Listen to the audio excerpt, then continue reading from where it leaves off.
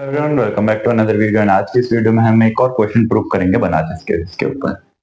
तो हमारे पास है linear space C 0,1 of real valued continuous function on closed interval 0,1। यानी इस इंटरवल पे जितने भी फंक्शन कंटीन्यूअस हैं एंड रियल वैल्यूड हैं उनका हमारे पास ये लीनियर स्पेस है। हमें प्रूव करना है कि लीनियर स्पेस तो होगी, नॉन लीनियर स्पेस तो होगी, लेकिन बनाच स्पेस नहीं होगी। कैसे नॉर्म के लिए? Norm of is equal to 0 to 1 mod ft dt। हमने प्रीवियस वीडियो में देखा था कि सुप्रीमम नॉर्म जो होता है, सुप्रीमम एफएक्स वाला, उसके लिए जो हमारे पास स्पेस ऑफ फंक्शन होती है बाउंडेड कंटीन्यूअस, वो तो है हमारे पास हो जाती है बनाच स्पेस, पर हमें प्रूव करना है इस नॉर्म के लिए नहीं होगी। तो आइए सबसे पहले से हम नॉन लीनियर स्पेस प्रूव करते हैं। तो नॉन लीनियर स्पेस के लिए क्या होगा? सबसे पहले हम जानते हैं कि मॉड एफ टी जो है ग्रेटर देन इक्वल टू 0 होगा। This implies integral 0 to 1 mod f T जो होगा वो भी ग्रेटर देन इक्वल टू 0 होगा।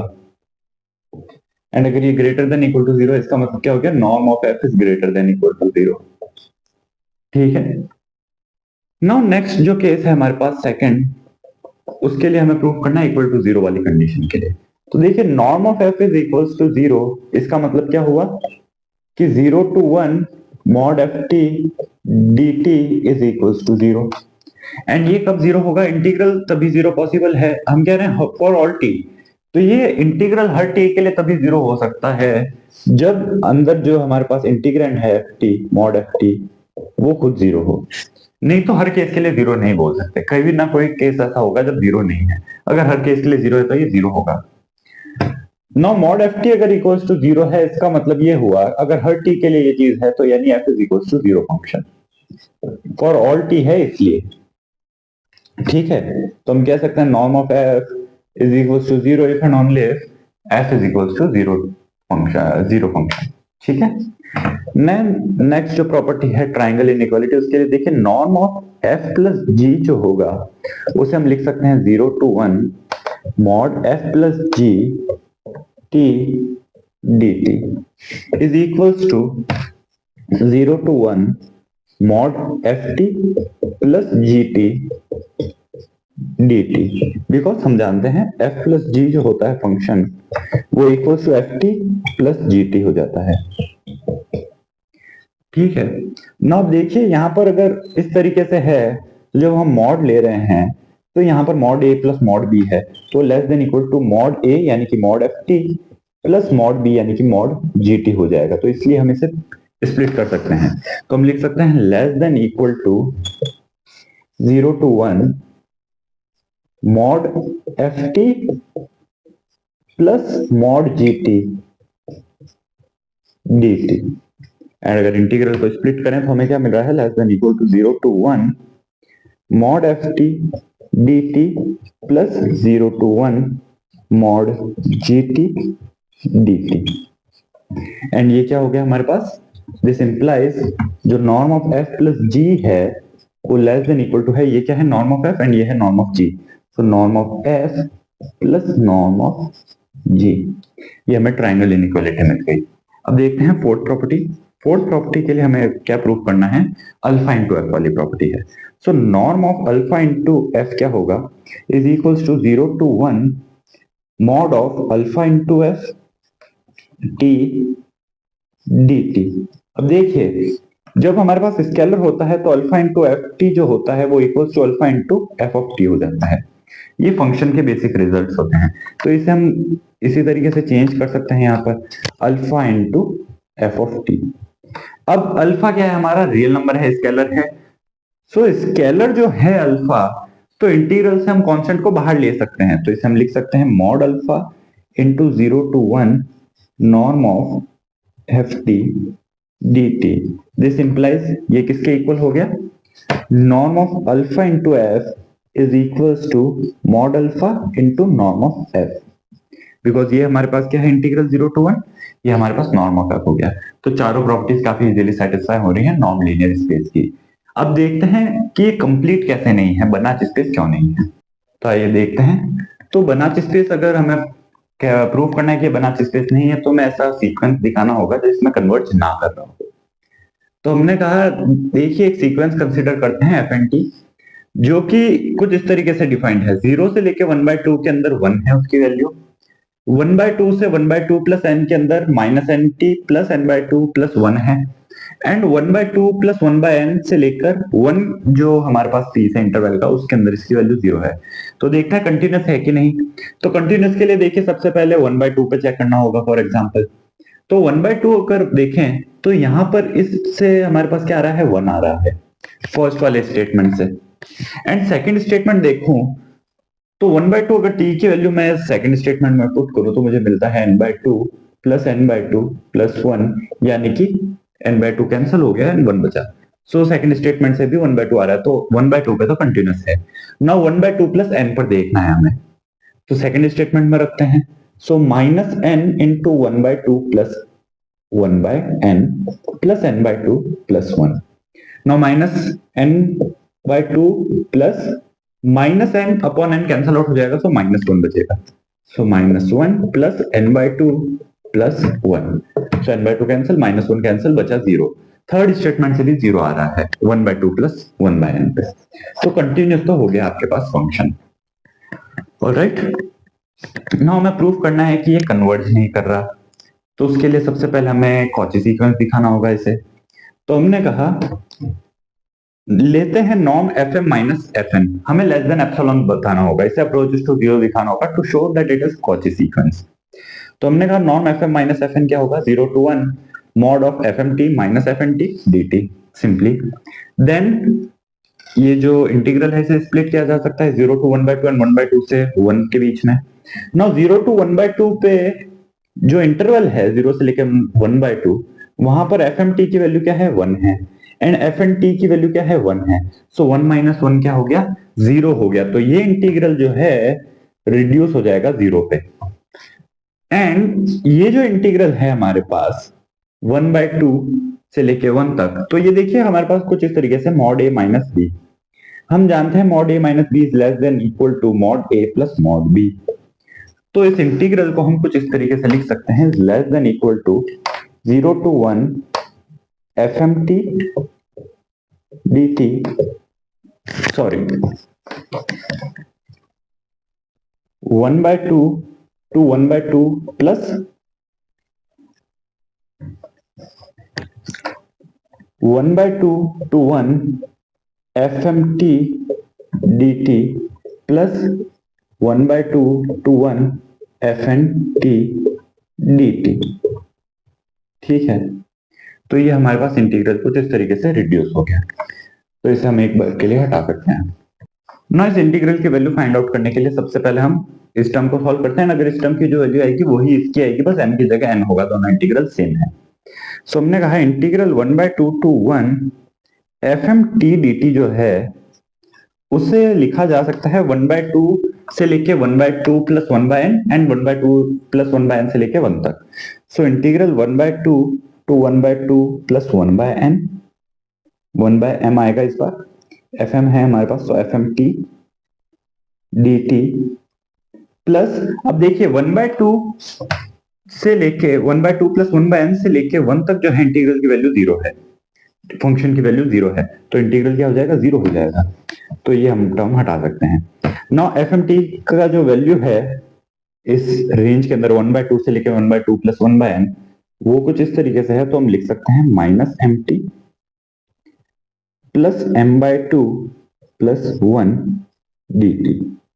नाउ देखिए ये जो हमारी रेंज है इसके अंदर हमारा ये जो फंक्शन का वैल्यू है वो ग्रेटर देन इक्वल टू 0 होगा। कहते हैं देखिए हम रेंज किस तरीके से कह रहे हैं, 1/2 is less than equal to t is less than equal to 1/2 plus 1/n। यहाँ पर m है तो हम लिख सकते हैं t is less than equal to 1/2 plus 1/m। m से मल्टीप्लाई अगर किया जाए तो mt into m/2 plus m/m, m/m का मतलब क्या हुआ, 1। ऑलराइट, तो यहां से हमें क्या मिला, 0 is less than equal to minus mt plus m/2 plus 1। तो इस रेंज में जो हमारा ये फंक्शन की वैल्यू है ग्रेटर देन इक्वल टू 0 है। एंड अगर ग्रेटर देन इक्वल टू 0 है तो हम मॉड को हटा सकते हैं। ठीक है, तो हमने मॉड को हटा दिया ताकि अब हम इसे इंटीग्रल कर सकें। नो m तो है कांस्टेंट है, इंटीग्रल t के रेस्पेक्ट में है, तो हमें इंटीग्रल क्या मिलेगा, माइनस mt का जो इंटीग्रल हो जाएगा वो mt² बाय 2 हो जाएगा, m/2 का हो जाएगा mt/2, m/2 तो कांस्टेंट है, प्लस 1 जो है 1 अगेन कांस्टेंट है तो बचेगा t, एंड 1/2 से लेके 1/2 प्लस 1/m। तो यहां पर अगर हम लिमिट पुट करें तो हमें मिल रहा है इक्वल्स टू माइनस m/2 सबसे पहले तो। नाउ टी स्क्वायर की लिमिट क्या है, 1/2 plus 1/m and 1/2, so 1/2 plus 1/m whole square minus 1/2 whole square, यानी कि 1/4 होगा।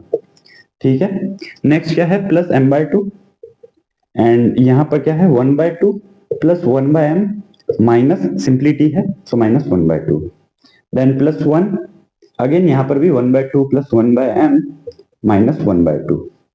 नाउ 1/2 प्लस 1/m माइनस 1/2 क्या हुआ, सिंपली 1/m बचेगा, तो हम इसे लिख सकते हैं m/2 into 1/m and 1 into 1/m। ठीक है, सो m से m कैंसिल आउट हो जाएगा, यहाँ पर 1/2 बच जाएगा।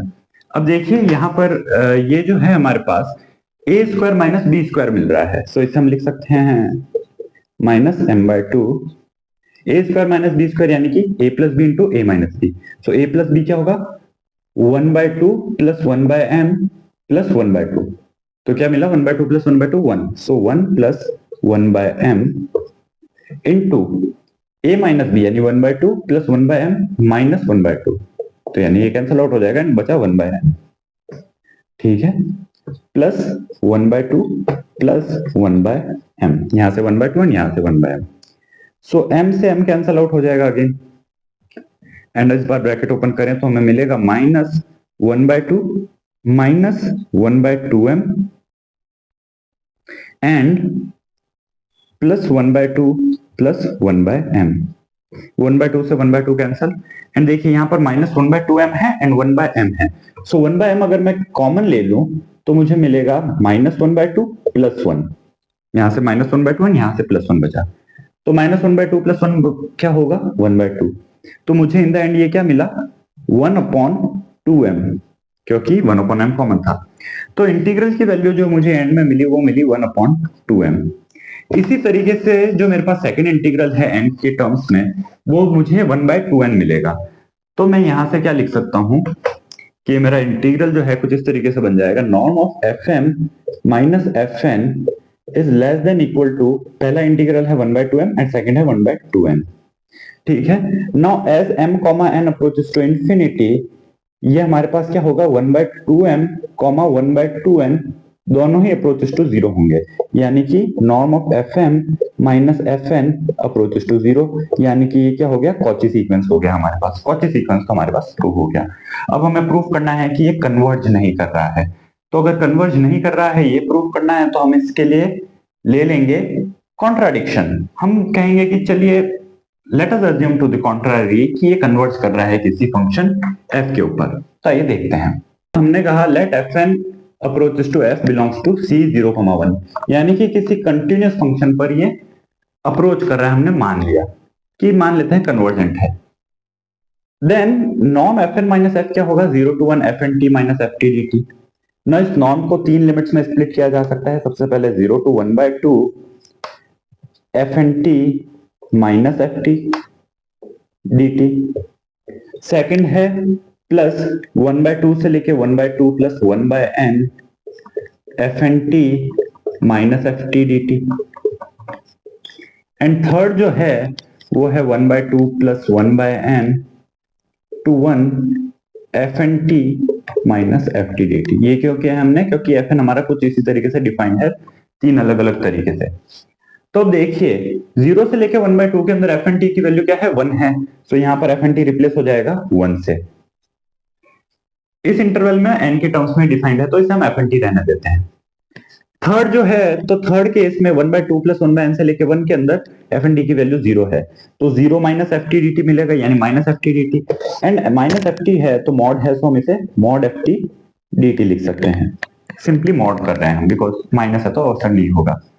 नाउ देखिए अगर हमारे पास fn माइनस f जो है, नाउ देखिए अगर हमारे पास fn कन्वर्जेस टू f है तो इसका मतलब क्या होना चाहिए कि limit n approaches to infinity पे fn f जो होगा इसका नॉर्म कन्वर्जेस टू जीरो होना चाहिए। तो नॉर्म कन्वर्जेस टू जीरो होने के लिए तीनों ही इंटीग्रल्स को इंडिविजुअली कन्वर्जेस टू जीरो होना पड़ेगा। एंड तीनों ही इंटीग्रल्स को कन्वर्जेस टू जीरो होने के लिए क्या होगा, देखिए limit n approaches to infinity पे एफ एंड टी तो एफ को अप्रोच कर रहे हैं, ये मान रहे हैं, तो ये इंटीग्रल तो जीरो हो ही जाएगा, इसमें कोई डाउट नहीं है। लेकिन जब हम यहां पर ले रहे हैं एंड सेकेंडली जब एन अप्रोचेस टू इंफिनिटी लेंगे तो वन बाय एन जो है अप्रोचेस टू जीरो हो जाएगा। तो हमें इन दो केसेस को देखना होगा। तो देखिए जैसे ही हम लेंगे यहां पर पहले इंटीग्रल से, तो यहां से limit n approaches to infinity पे अगर इंटीग्रल हमको जीरो चाहिए तो इंटीग्रल जीरो करने के लिए क्या होना चाहिए कि mod of 1 minus F T जो है कन्वर्जेस टू जीरो होना चाहिए। इसका मतलब क्या होगा, एफ टी जो है कन्वर्जेस टू 1 होना चाहिए, ठीक है, तभी 1 माइनस 1 जीरो होगा। सो हमें क्या मिला कि f t is equals to 1 कब, 0 is less than equal to t is less than equal to 1/2। ये तो हमें पहली वैल्यू मिली, ठीक है। अब सिमिलरली अगर हम यहां पर देखें, बिकॉज f जो है इंडिपेंडेंट ऑफ n है, तो f जो है n की टर्म्स में कभी नहीं आ सकता, रियल वैल्यूड होना चाहिए। तो ft कुछ इस तरीके से मिला हमें, ठीक है, n अप्रोचेस टू इंफिनिटी ले रहे हैं तो ft अप्रोचेस टू 1 यानी ft को 1 होना पड़ेगा, ft कुछ और नहीं हो सकता, ft n की टर्म्स में नहीं आ सकता। सिमिलरली अगर हम यहां पर देखें तो यहां पर 1/n तो कन्वर्जेस टू जीरो हो जाएगा, तो इंटरवल क्या बचेगी 1/2 से लेके 1 तक, तो 1/2 is less than equal to t is less than equal to 1।